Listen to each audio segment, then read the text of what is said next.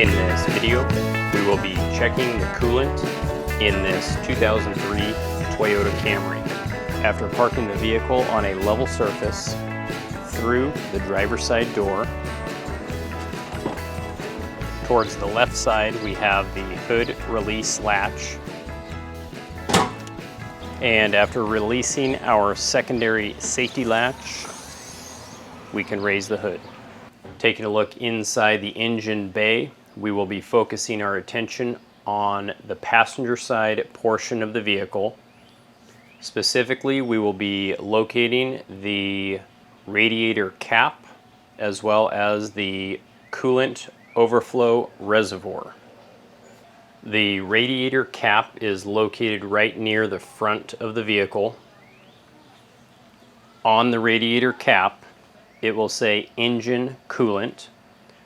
Now I do want to caution you to not open the radiator cap when the engine is hot, as this will spray hot scalding coolant all over you because this system is pressurized in the engine. The coolant overflow reservoir is located off to the passenger side portion of the engine bay. This is a white / translucent colored reservoir, and if we take a look at the cap, we can see that it does say the word coolant. To test my coolant, I will be using AccuStrip, which is an automotive coolant test strip. It will give me a very clear picture of the health of the coolant and if it is still doing its job inside of the engine. I will be testing the coolant through the radiator cap, and just in case there is any residual pressure in the system, I will be using a towel on the radiator cap. I'm going to push down slightly and rotate the cap in a counterclockwise orientation. And I'm going to do this real slowly, so in case any coolant sprays out, it will go into the towel and not onto my person. And then I can work that radiator cap off.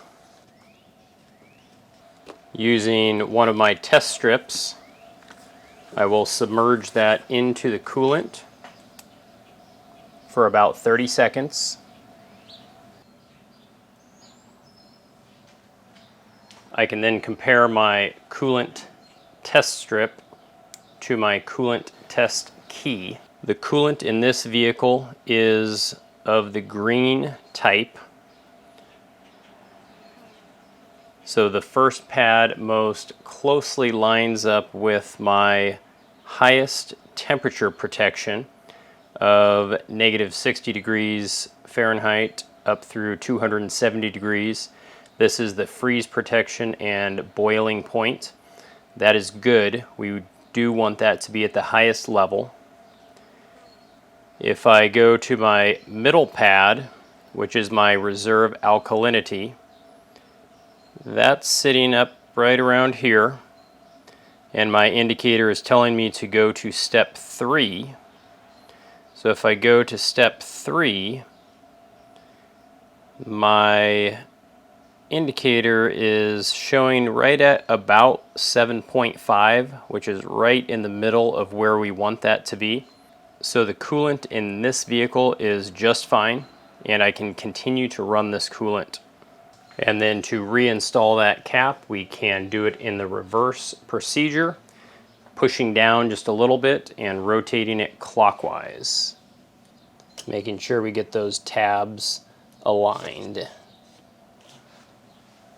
Now I also like to take a look at the reservoir, and on that reservoir there is both a low and full indicator mark. If I take a flashlight and put some light on the back side of this reservoir and shake it around a little bit, it will help me determine the actual level. I can see that I am up a little bit over my full indicator mark, which is just fine as well. And then the last thing that I like to do is open up that overflow reservoir and dip a paper towel inside of it to absorb some of the coolant.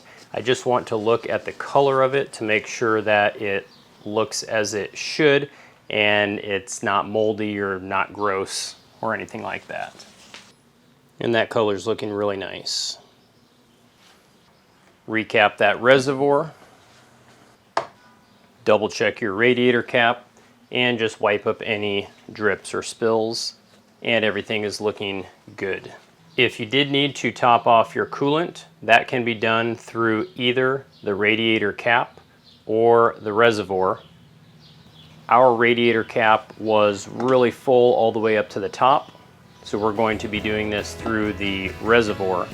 After removing the cap of the reservoir, we can install a funnel and add the right amount of coolant to bring that up to the level that we want, and then remove the funnel and recap that overflow.